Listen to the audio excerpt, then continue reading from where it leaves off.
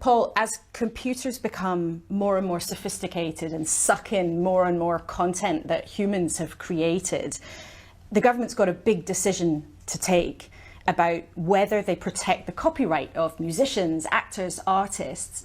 What are you worried about? Just that. Just worried about the copyrights not being protected. Because if it gets a bit like the Wild West, then the people who created these copyrights don't benefit. And I think that takes away a lot of incentive, you know, because when we were kids in Liverpool, we found a job that we loved, but it also paid the bills.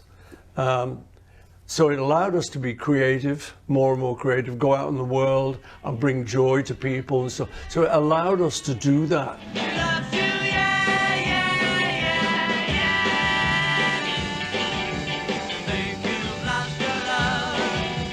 I think if you take that away and they take the incentive away by not protecting the copyrights, I think it'd be a shame.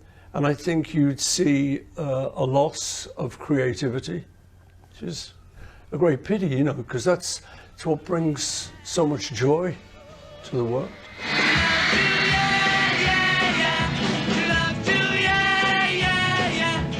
The Beatles was about music, but also about being able to put food on the table and pay the bills as a young man.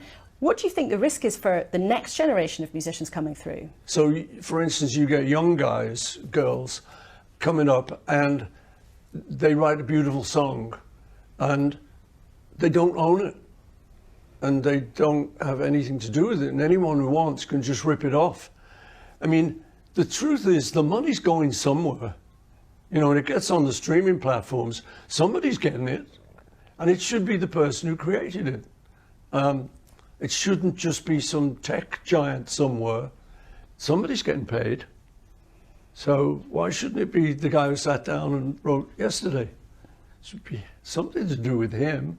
And if you hadn't been paid, then maybe the world wouldn't have ever heard Yesterday or Let It Be or Hey Jude. You know, that is really true, because you like to think of art as the muse. You know, it's just, the muse comes to me. It's not like that. You know, we started off and we had options to kind of go in a factory or go to get a job. You know, occasionally you did those kind of jobs. But the minute you found a job you loved, which for us was music, it really made a great big difference, you know, and it allowed us to do stuff that our working class friends had never been able to do. So I think it was a great thing. Love me do, oh, love me do. And actually, you used the kind of machine learning technology to help produce the song you put out last year to, you know, recreate John Lennon's vocal performance from something from 1970. So what would you say to someone who say, well, look, you're being a Luddite, you're just, you know, sticking your heels in because you don't like the idea of progress? Yeah, I get that, you know, and I think AI is great. And it can do lots of great things. As you say, you know, we took an old cassette of John's and cleaned his voice up, so it sounded like it's just been recorded yesterday. There was no question of sort of copyright. But when you if you take that and then rip it off. See, for instance, I think I'm on the internet singing God Only Knows by the Beach Boys, but I never sang it. But AI made me sing it. So somebody's getting some sort of payoff there, and it's not me. I'm not interested. But I was talking to someone and I said, you know, it didn't sound like me, not quite, but to casual observers, it's me singing God Only Knows. But I said to this person, I said, yeah, but you know, give it 5 years and it's going to sound exactly like me. And the guy said, 1. Give it 1 year. And it's true, it's going so fast that, you know, they're going to be able to put my voice on anything, anybody's voice on anything. So I think you just have to worry about the rip-off. AI is a great thing, but it shouldn't rip creative people off. There's no sense in that. Why would a government want to do that? I don't get it. So what would your message then be? As it happens, we've got the Chancellor with us on Sunday morning who's, you know, got a thing or two to decide in the government. What would your message be to our politicians then who are trying to make the decision at the moment about how to and whether to protect the copyright of artists like you? We're the people. You're the government. You're supposed to protect us. That's your job.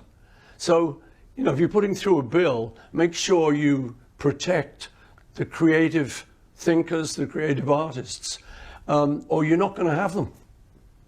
As simple as that. If there's such a thing as a government, it's their responsibility, I would think, to protect the young people, to try and enhance that whole thing so that it works, so that these people have got jobs and can enhance the world with their wonderful art.